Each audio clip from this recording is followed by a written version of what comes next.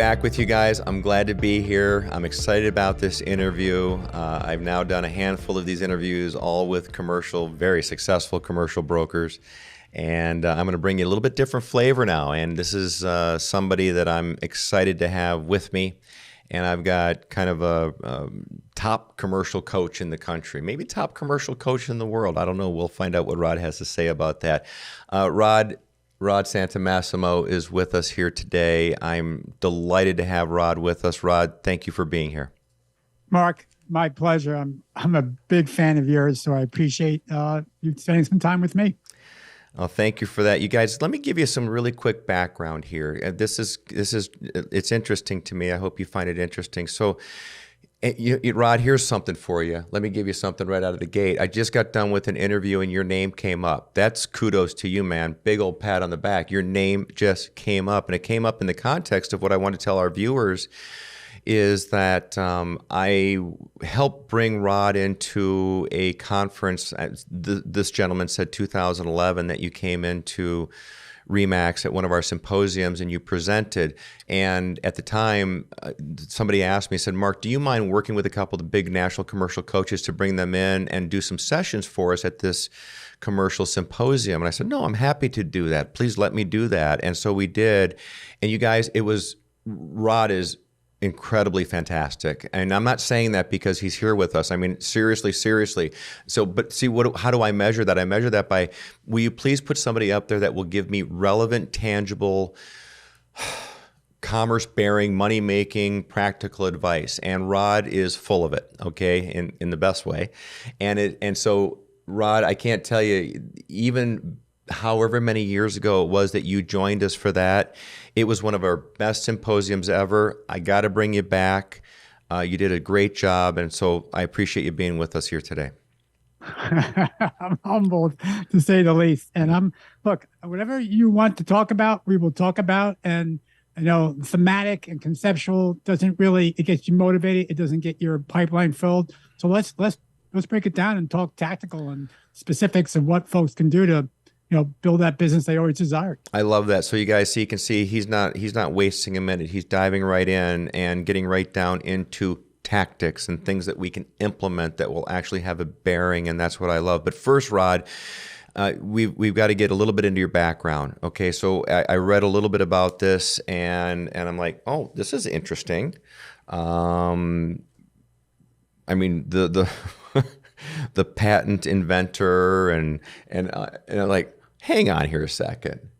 What doesn't this guy know how to do? Rod, give me a quick minute. How in the world did you go from Duke? Did I say that right? Yep. How did you go from Duke to being this unbelievably successful commercial coach today? What's the quick story here, please? Quick story is I went off to Duke for my graduate degree, told my dad as I was leaving for Duke. My dad was a owner's rep and a consultant. And so he had me reading leases when I was 10, 11, 12. And he had me working in buildings and property management when I was in college and high school. And so I told my father, I will never be in commercial real estate. Just remember that, Dad, when I leave for grad school. That's what I told him when I left for grad school.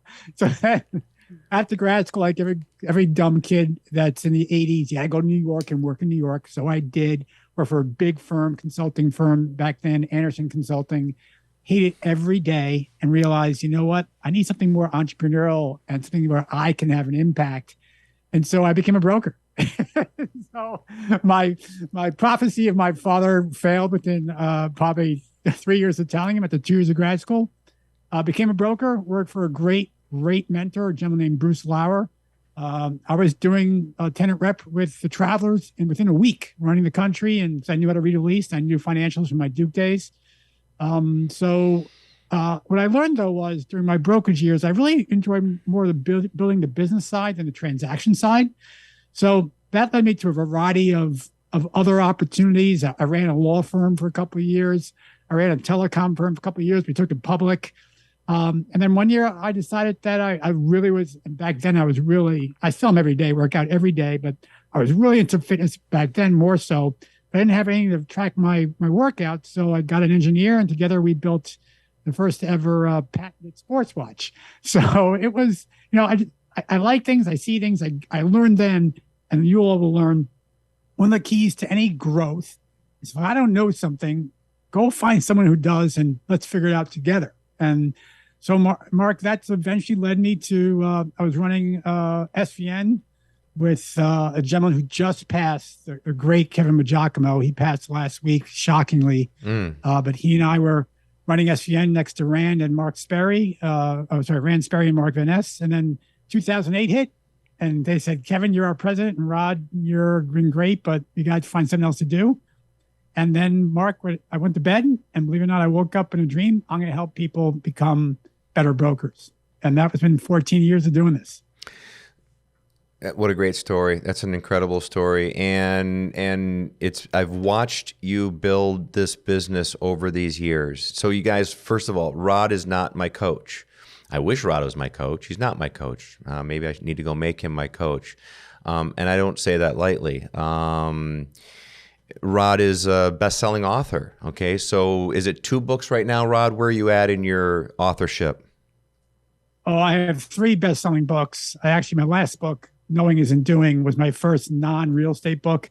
Became the #1 sales book in the country, which was awesome when it launched. But I'm actually writing my 4th book right now, out early next year, again on commercial real estate. So hopefully 4 for 4 on the bestseller list. Okay, and give me the titles, please, Rod. First one was Brokers Who Dominate. We'll talk about that a little bit, some of the traits. Brokers Who Dominate. Then came Teams Built to Dominate in 2016. Then Knowing Isn't Doing came out in 2020. And we haven't figured out the title yet for this new one. I think it's going to be called Commercial Real Estate Dominators.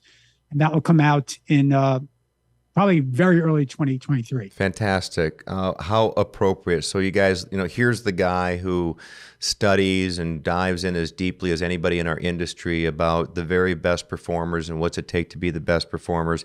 I read Rod's books. In fact, Brokers Built to Dominate, Teams Built to Dominate was required reading within our little boutique firm. So it's like, listen, you need to read this. And Rod, one of the things that I've said to people about your books or Brokers Built to Dominate, for whatever this is worth, I would say to them, I want you to read this book because I want you to understand the work ethic behind the people in this book. Okay, now you're nodding your head because as I talk with top producers, there are commonalities naturally, like there is for anybody. It doesn't matter who you are in business or work or parenting, and those who are at the best of their game, there's commonalities.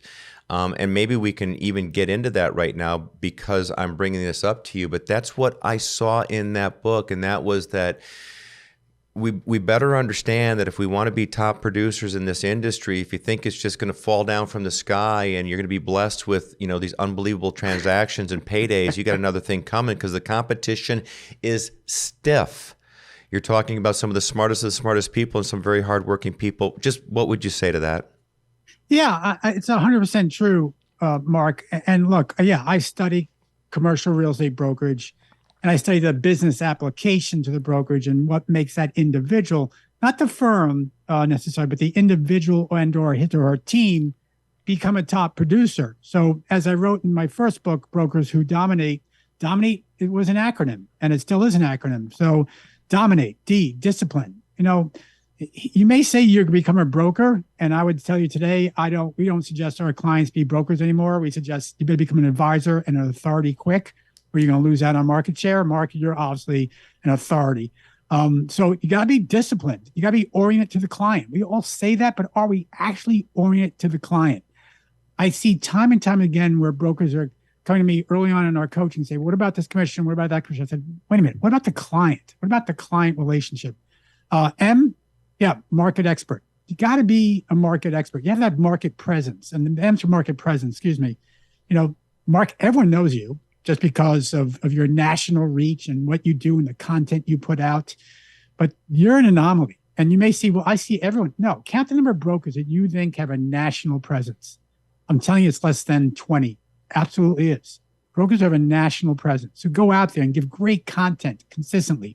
Presence, personal, physical, digital. Remember those 3: personal, physical, digital. So right you have there, to have all 3. I got to interrupt you. So when you were up there on the stage and you were laying this out for the clients or for the audience, for us brokers, and I couldn't take notes fast enough, and it's this whole pyramid. And I'm not going to try to tell you what Rod does here because I'll butcher it, I'll ruin it. And you guys, after this, you'll go look up Rod, you'll look up his team of coaches and understand what he has for you. It's remarkable, but I remember it still so well.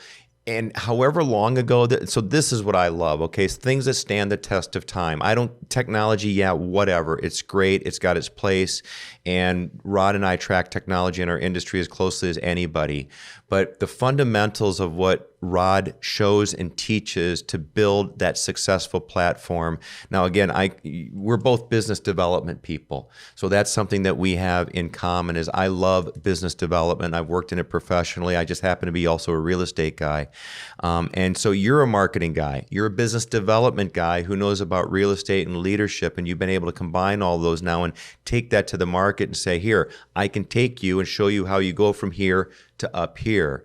And your pyramid approach, just what is that pyramid again, if you don't mind? Can you give me a minute on that? No because doubt about I it. see it in my mind's eye, Rod. Yeah, in your mind's eye. So take a triangle, and let's call it the pyramid, and let's cut that in thirds. So you have two lines, horizontal lines, dissecting your triangle. So there's a small triangle on the top, and there's I don't know what the right shape is, but a middle piece and a bottom piece. And obviously the middle piece is bigger than the top, and the bottom piece is the biggest of all.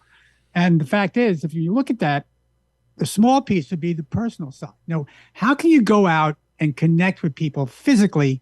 2 years ago, not so easy. Last 2 years, definitely more challenging. But today, physically go out and meet with people. Conferences are back, small groups, one-on-one lunches, FDOs, food and drink opportunities, as they're called. All those are physical presence elements. You got to have the physical piece, and that's paramount. So you ask yourself as you listen to this, how many physical presence initiatives do you go out on every week? And I'm telling you, the number's got to be at least one, if not two. It has to be at least one, if not two. Not prospecting, not asking for business, but the influencers, your table of influence that you have and the spheres. Those are the people you should be going out with physically. The second tier is, that's personally. The second tier is physically. Physical still works, Mark. No one likes spending the money on physical. Postcards work when done consistently. Magazines, gifts, brochures, business cards still. No one believes it. Blasphemy. Business card, physical. Yeah, physical pieces work. Now, the way we break it down is we share with our members, our Massimo members, our coaching clients. Let's identify the top 100 people that have the most impact on your business. So Mark, you're doing this right now. You're talking to top producers. And in the first book, I interviewed, scores of top producers. And I finally got down to the 20 or 25 that I thought had the best story, because what about the story? But a gentleman named John Huguenard, who now is the head of in the industrial division, global industrial division for JLL. He said to me, hey, Rod, of course I have my top 100. I'm sitting in Chicago interviewing him, and I said, John, you're the fourth broker to tell me that. And I didn't know. I said, John, what is your top 100? He said, think about it this way. Who are the 100 people in your market, or whether you know them or not, that have the greatest impact on your personal career? Not clients, they could be, but influencers. So at Massimo, we identify those. All our clients identify their top 100 influencers. Even if you're a tertiary market, maybe it's your top 50. But figure that out, whether you know them or not. Every month, send them a piece of physical content, value-oriented, or them personally physical content.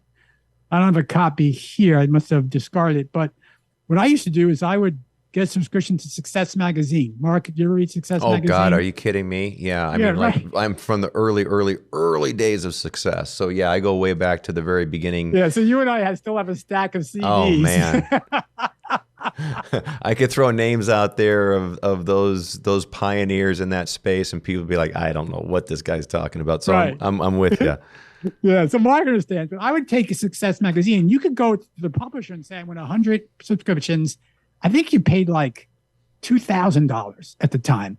And so you send out that to your 100 influencers and write a note.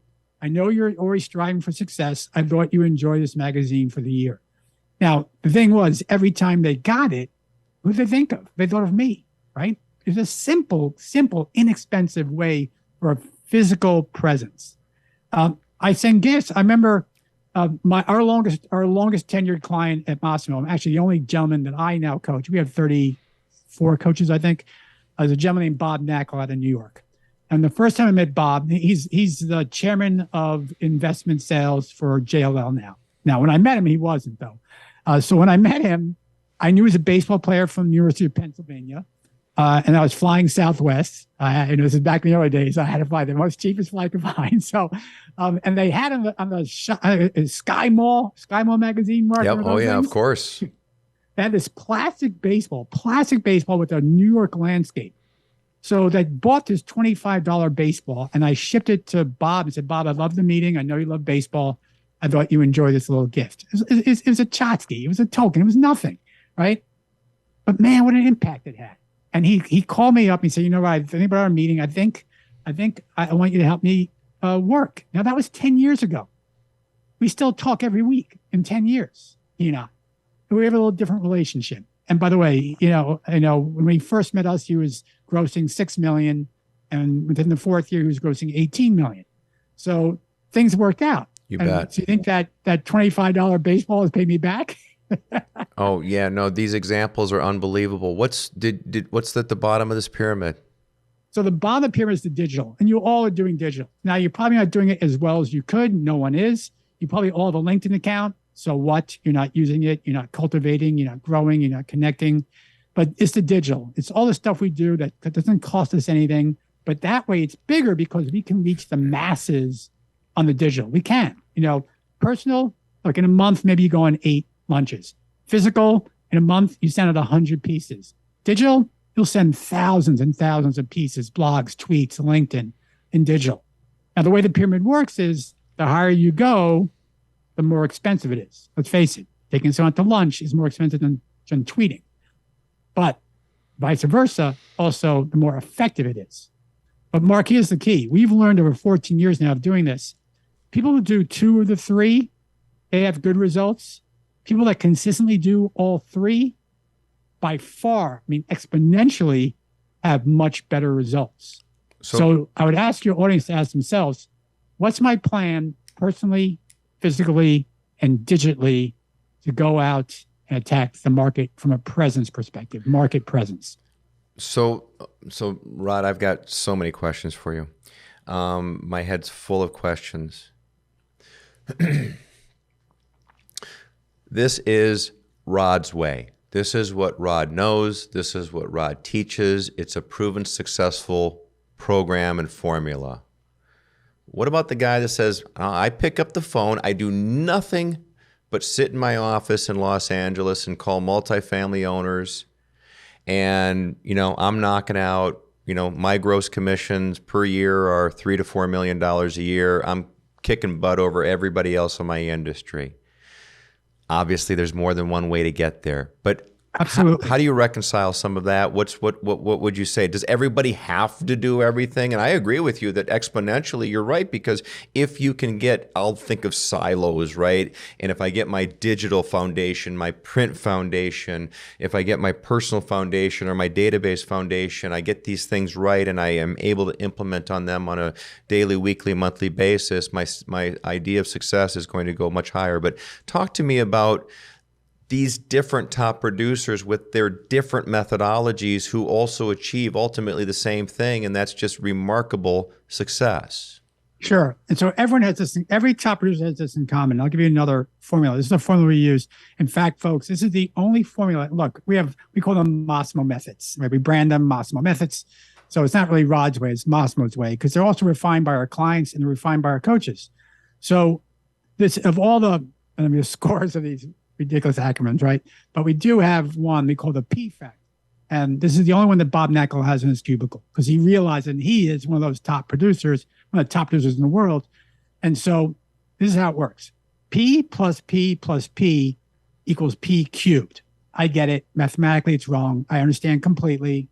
My finance professor at Duke would be saying, Rod, you failed, right? But it makes sense because the guys, I say guys, I'm sorry, I'm from New York, Mark, I get excited.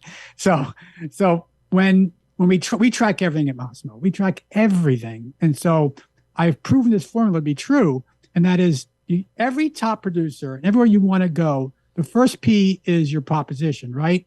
So who are you serving and how are you serving them? That's your proposition. Who are you serving and how are you serving them? That's the first P. If you don't have that, every top producer has that. I'm a multifamily expert. This is how I'm serving them. I'm doing these 4 things. This is how I'm serving, right? The second P in this order, this has to be the order counts. The second P we just talked about. Do you have a targeted presence initiative? Do you have a dominating presence in the market? Every top producer, through certainly the seasoned veterans, through their history, their legacy, their transaction, reputation, they have a presence, right? They may not need the newfangled, and based on their clients, they may not need the newfangled tweets and blogs and TikTok and Instagram. That may not be for them. Now, someone's going to come up and pass them pretty quickly. We see it every day.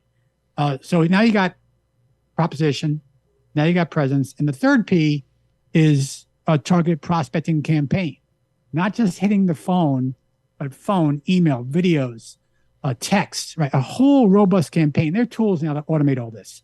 So once you get those 3 together, I got a proposition, I got a marketing of that proposition, my presence, and now the market knows who I am because of my presence and my proposition. So prospecting becomes so much easier. It does.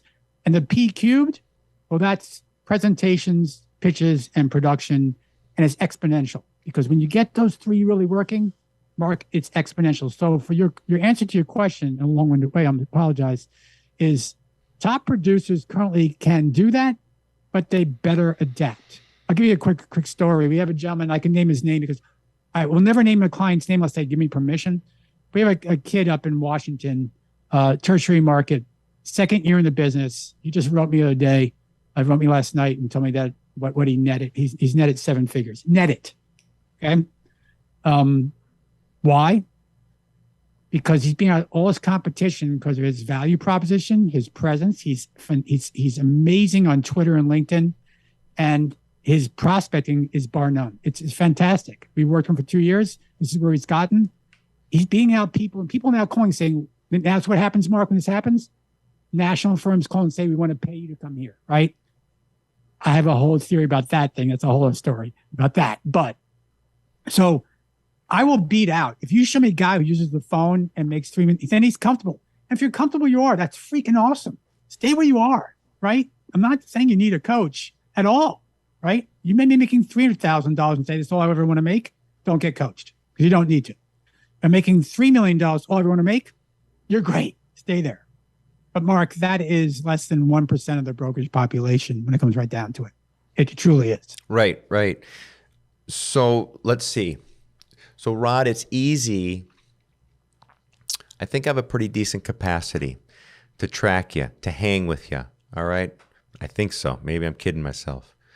But it doesn't take long for a guy like you from New York who has all this knowledge, all this information, all these stories with all these hyper super successful people and all of these ideas for me to hear you and the breakers start snapping.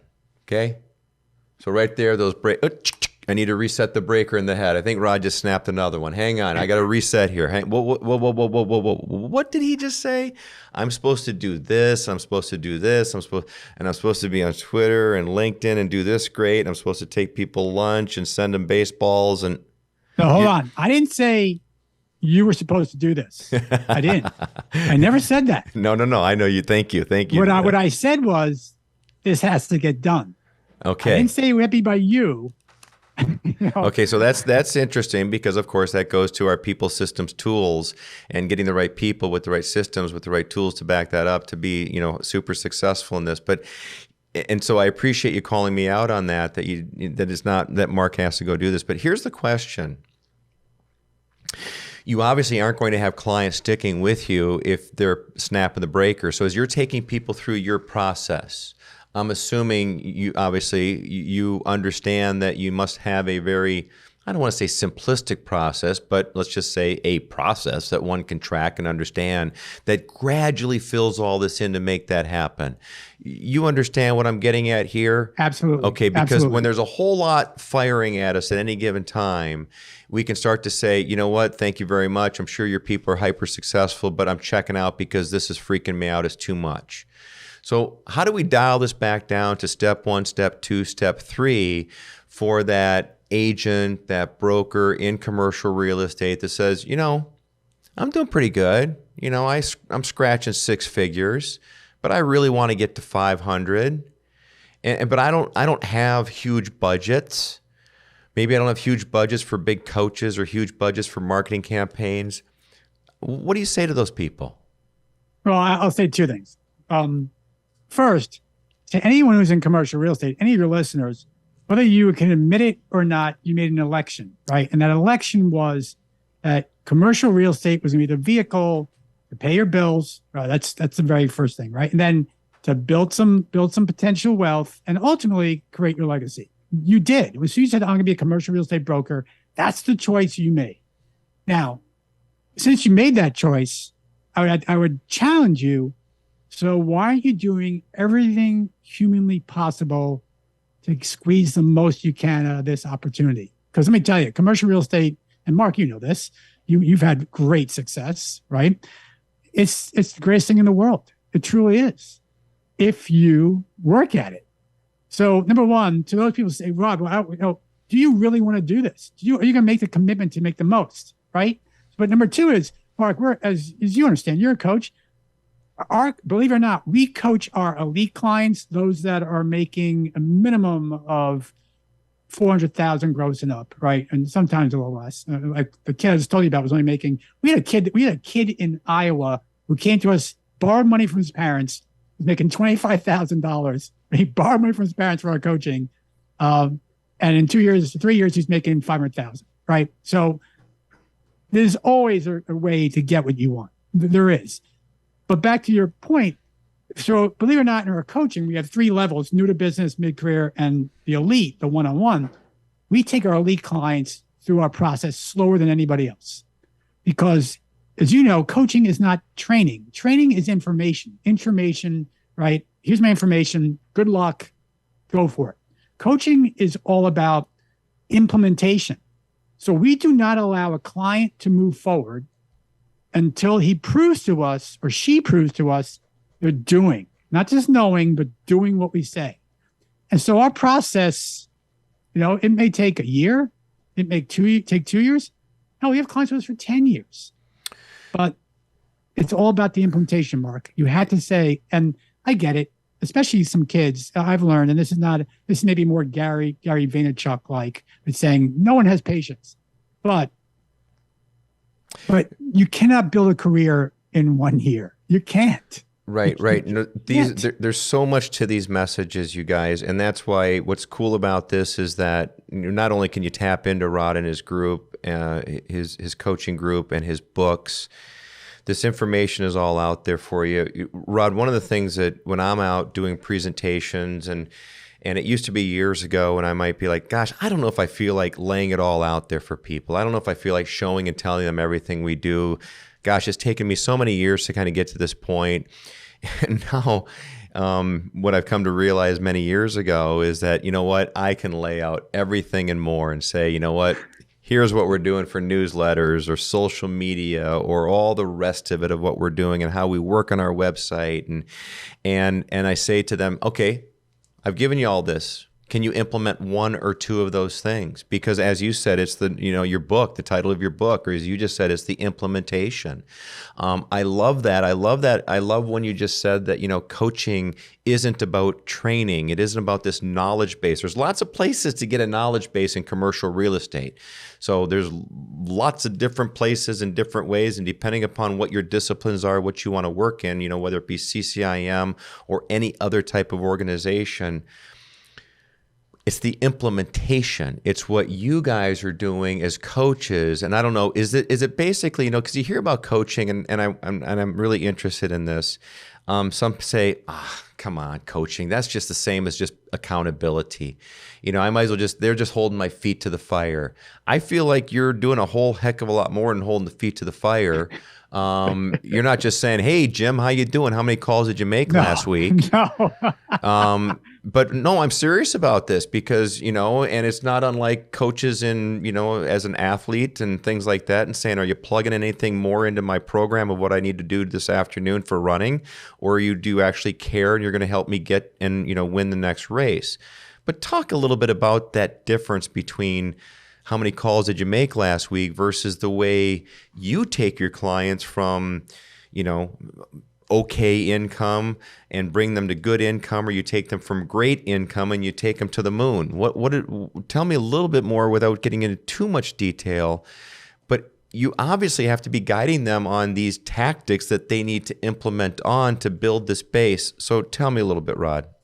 So let's do everything we do at Massimo is based on the P factor, the one we went over earlier. So we can use that as the anchor to how we do it. So, your proposition.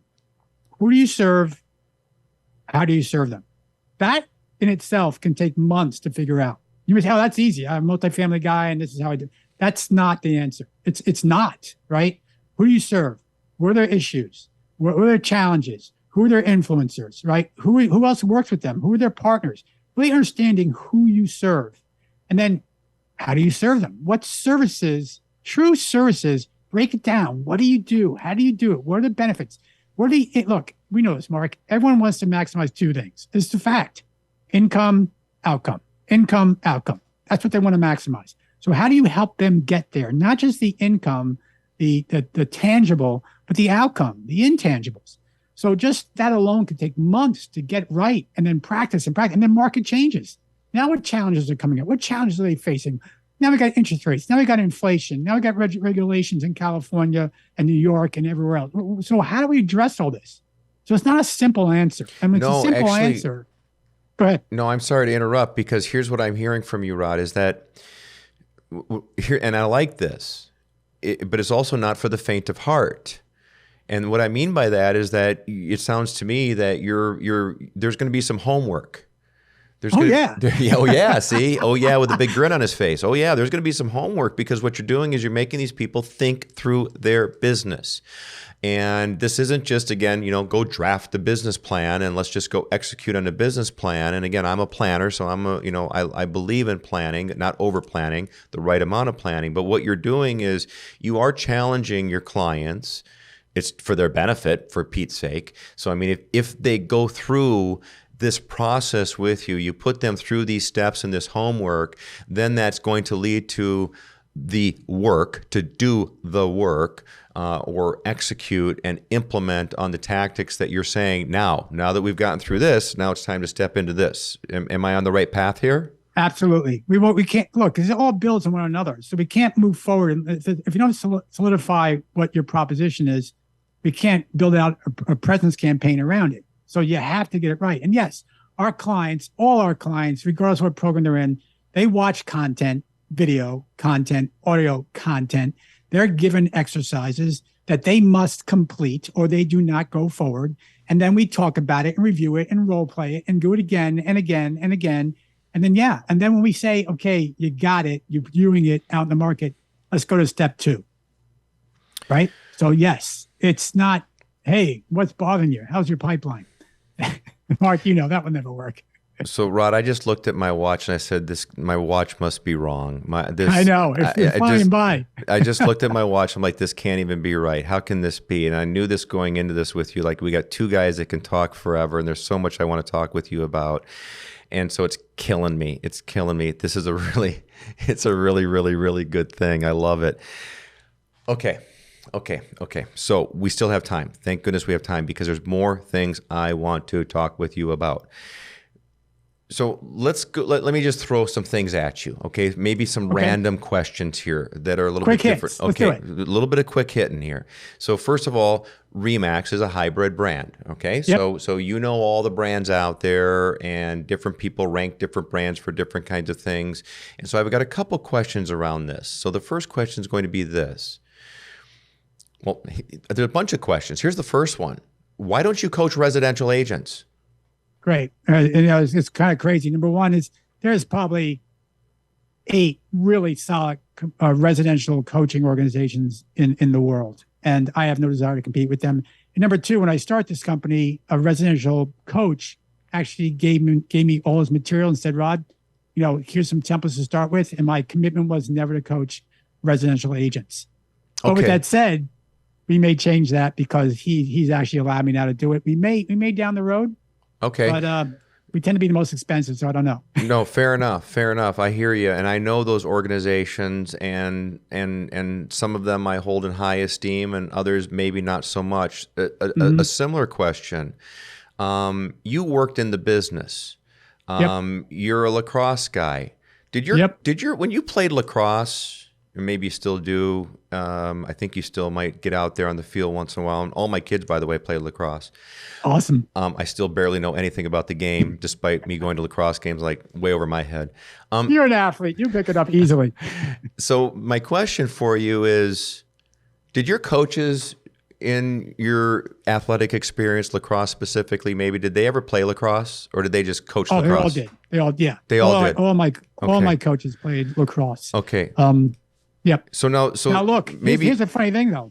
It wasn't that they were all Americans or the best players in the world, but they were really the greatest. And I actually played for 2 Hall of Fame coaches, both in high school and college. So they're great coaches. Here's where I'm going, Rod. Maybe you know where I'm going. Maybe it's pretty obvious, right? Yeah. I find it just interesting as I've got a coach, right? I've got a coach for running, and I've had a coach for cycling, and I've been a coach for these other kinds of things. And when I look to hire a coach to help get me to another level, I want to hire a coach who's been there or done that or has been really successful within that discipline, within that sport. And sometimes I'll watch people who will coach other people, whether it be business or real estate, but they've never done anything with real estate. Do you have any thoughts on that? Because, I mean, you were at least out there and in the trenches and doing real estate and grew up with real estate, which I think puts you in a great position. Now use all these other skill sets to grow people into better real estate. And again, I don't want to spend a lot of time on this, but what are your quick thoughts on that? Number one, I don't coach anyone but one person. And there's a reason for it, because I don't broker anymore, right? I haven't brokered in heck, almost 20 years. So, but all my coaches, all my 34 coaches are active commercial real estate brokers and doing well. Because we have to walk the walk and talk the talk. Yes, right? I really like that, because I watch as you introduce new coaches into your organization. I think that's just so interesting, the way you select those people, because they're just so relatable. They're relatable because they know that they can understand our challenges really specifically, where sometimes I feel like other coaches can go out there and they can espouse anything they want. And they can tell you should do this and you should do that. It's like, well, sure, it's easy for you to say you should do this and you should do that, but do you really understand what my day in, day out challenges are within my industry? So I really like that a lot. Here, let me shift questions for you, since our clock is ticking faster than any clock should be ticking. Should a residential agent do commercial real estate? If they committed to it. We have a couple who now are making so much more money, but they didn't have 1 foot in the door, 1 foot in residential, 1 foot in commercial. They jumped in. Okay, so there we go. So if you're out there selling houses and doing the open houses, you should or should not be selling that office building on Tuesday. No. Okay. No. So you're saying, listen, you may be a great salesperson, and we can help take you with a foundation of education and get your training and now get your coaching, and we can shift that person over. I think that's what you just told me. I've got more questions flying through my head. Rod, can any real estate agent be a top producer? I say yes. And this is why I say it. Because we assess natural human behavior assessments with everyone we work with on the elite level. We have former engineers who are not, frankly, that personable, right? And we have guys that could be the class clown, right? And they both can make 7 figures. So it has nothing to do with how you're wired. It more has to do with you and I have it. And I'm not embarrassed saying it. You and I have it. We have a drive. We want to succeed. If you have that, you can figure it out. Okay, so there's because what I'm doing is as I'm talking with each of these top producers, and now you as a top producing coach and taking and turning people into top producers, I'm finding all these different attributes, and whether it be hustle, drive, same thing, work ethic, same thing. And we're gonna end with this in just a minute. We're gonna circle back around this, but I still have more questions I want to throw at you. So here's a quick one for you. You work with all the brands. So you're a bit brand neutral, I would expect, as a coach. Absolutely. Actually, as a broker with a brand, I've got to be here to say that I'm a bit brand neutral myself. In other words, I think brands are great, and I understand what brands do in all industries or consumer products. But what's your thought on brand versus broker, and does the brand make the broker make the brand? Give me your quick take on that, please, since you work with all the brands. Broker makes the brand 100. To get to the top, broker will have to make the brand all the time. Look, we coach the number one commercial real estate broker at KW Commercial in the world, right? We coach several RE/MAX folks. One of our coaches is a RE/MAX commercial broker, but ultimately, it is the broker, without a doubt. It is. Yeah, I think that's a no-brainer. And again, I'm not trying to dismiss the power of brand. No. So thank you for being that adamant and that passionate about that answer. No, we're not dismissing the power of the brand. At the same time, folks, as you're looking to develop yourselves, it's about you. It's about the individual, and that's why here you are at Massimo Group, where you can take, I'll say, almost anybody from almost any brand, and if they've got that drive and they've got that passion, and as a previous interview person just said, the heart and mind, the soul, to say I'm getting to the top and no one's stopping me, you can help make that happen. All right, let's get down to this now, and the getting down to this now is, I don't know if this goes counter to what I just got done saying, but that is that. I still think there's attributes about top producers or commonalities. Okay, I just really do. I think there are certain things that you can look at this and you've known the best of the best. You coach the best of the best. Your coaches are the best of the best. What are these attributes that you can see that they're doing to be at the best of their game? What makes that top producer? Well, let me quickly go through those. We talked about that a little bit earlier. Dominate, discipline, oriented client, market presence, assertive, team-oriented. Navigate their career. That's a key one. Assertive, team-oriented, and entrepreneurial. Those are the 8 traits that we find are consistent throughout all top producers. Look, discipline is beyond, probably of all those, if they're not disciplined, it's not going to work. Okay, there we go. This is what I'm looking for right there. So keep going with that, please. So you and I right now, and I don't know when this will be out, but you and I are right now on a Friday of a weekend holiday. Okay? Are our colleagues at the beach? Are our colleagues checking in on their pipeline, seeing where they have to be next month? The prior month is now over. Next month's coming up. They're setting a marketing plan for next month in place, right? Do they have a strategy? Do you know what to do with a client? Or are they saying, I'll get back to this on Monday? I'm not saying you have to work all the time, but discipline drives you to make sure you do the things you got to do to get the things you want to get. It's very simple. I think it was actually, I know, Mark, you're a runner. I think it was John Wooden who said, my job is to make you do the things you don't want to get the things you do. Period. Right? Discipline. Just takes discipline. So let me, as we wrap this up, Rod, tell me, does it concern you at all? You're a family man. Yep. And so you're raising kids and you work with young brokers, and I'm not here to rip on, I've got 5 adult children, right? 2 of them work with me from 29 years old to 21 years old. So I think I know that age slot pretty well, from 20 to 30 quite well, because I interact with them every single day. And I'm happy to say that in my own family, they've got a very decent work ethic. But so often now, and Gabe and I were just talking about this a few minutes ago, about how it seems to be, you're almost like getting complimented if you can figure out what's the easiest way of slipping by, doing the least amount of work and not getting caught doing it. And here you are talking about discipline or work ethic, or as our other people have talked about, with hustle. Does it ever rub you just in a weird way when we watch modern culture and society today almost feel like, you're winning the game by being able to sneak through, doing as least as possible, but yet here we are trying to say, people, if you want to live a really great life, then, certainly income and commerce can help lubricate that life and make it really good. Any thoughts on that as you watch these next generations coming up through the business world? Yeah. Does it bother me? No, because the only thing that bothered me if it was one of my two kids, I would stop working today and straighten that out immediately. I would. I love that. But it doesn't bother me because, look, you can't work with us if you're that way. It will never work. You will never be able, and we will screen you out and say it's not a good fit. So, look, I still think for all these quiet quitters and these other issues, all these I'm hearing about today, right? Yep. There are still those, like the kid in freaking Washington who says, you know what? I want to be great. Okay, let's get great.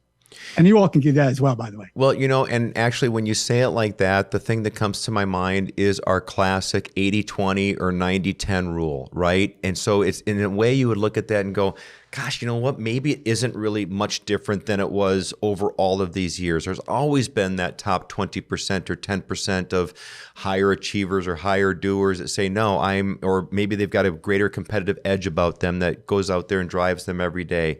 So maybe that quiet quitting thing that happens to be the buzz trend right now that people seem to be getting a big kick out of, that I just think is very weird.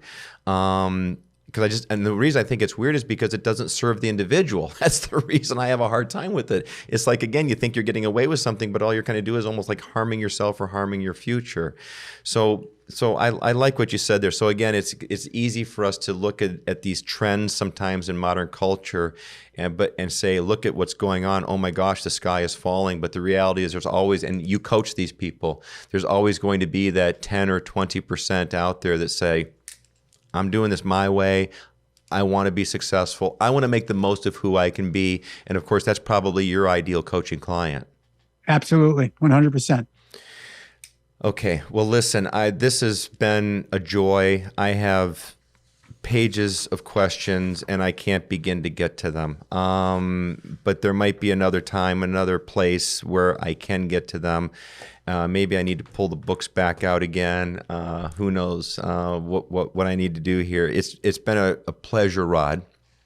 I want people to look you up. I'm not a coach like you. I'm an everyday broker. I do a little bit of training. I'm just happen to be at a stage in my career where I like giving back. That's not cliche. It's for real. I do a bunch of YouTube videos, but I don't do them because they don't make me any money, but I like to do them. And I like to be able to give back at this stage of my career as well. So if I'm sending someone to a coach, it's you. There's only a couple that I hold in that high regard, and you're one of them. So with that being said, how do people find you? What's the best, easiest way so that we can get something up on the screen to find you? Yeah, the easiest way by far is Massimo, Massimo -group.com, Massimo-group.com. You'll learn about me, our programs, our coaches, everything's there for folks to digest and even hold a free CRE scale call with our team.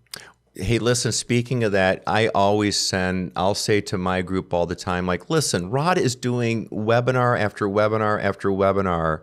And he's one of these guys that gives out so much good free information.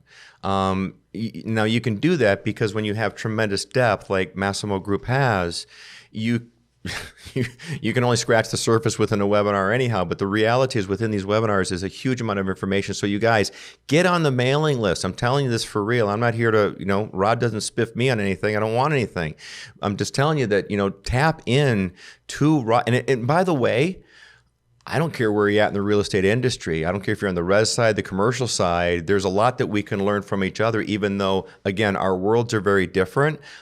In my opinion, the things that Rod teaches are fundamental. And I could take he wrote a book that crosses industries here as well. But so what I mean by that is that I don't care what business you're in, there's a lot that you can learn by the principles that Rod and his group teaches. So enough plugs for you. I think I've done it about as much as anyone could ever begin to do it. I want to thank you. We are on a holiday weekend. You squeezed this in for us. I appreciate it, Rod. It's nice to see you, and I hope to talk to you soon. Thank you so much. Hey, buddy. Thank you so much for having me. Best to you. All right. Thank you. You guys, thank you for being with us here. Listen, I hope you're checking all these out. I hope you're taking notes like I am. It's been a pleasure being able to knock out a half dozen or so of these. I'm probably going to bring more of these to you. But I'll tell you what, if you get out half of what I've gotten out of these conversations, we're all doing really, really well. So I appreciate you being with me, and I'll see you again here soon. Thank you.